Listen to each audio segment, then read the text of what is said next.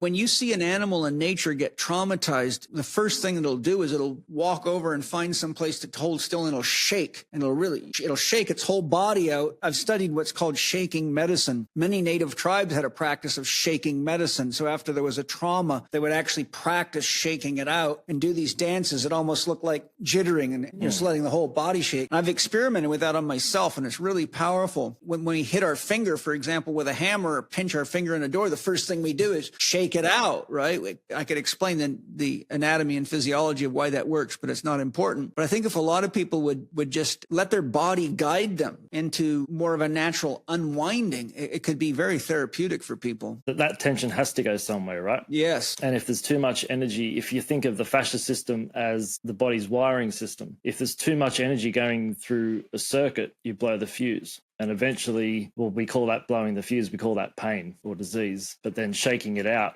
helps. Moves it around too. Helps the body move the stress around and attenuate it through the whole system. It's amazing how some of these simple ancient technologies that have been forgotten about, if just used more regularly, would really help a lot of people. I think one of the things that is important to me that I learned in my own observations is if you keep having a pain and say shaking, but the pain keeps coming back, it means that there's something causing it that you're overlooking. So the shaking or any of these natural approaches, sitting by the fire, sitting by the ocean, breathing better, can alleviate symptomatic stress. But if it keeps reoccurring, it means that you haven't got to the root of the issue, and you should hire a skilled Chek professional or someone like yourself that has the diagnostic skills to get to the root of it before it actually becomes something potentially much more serious and threatening.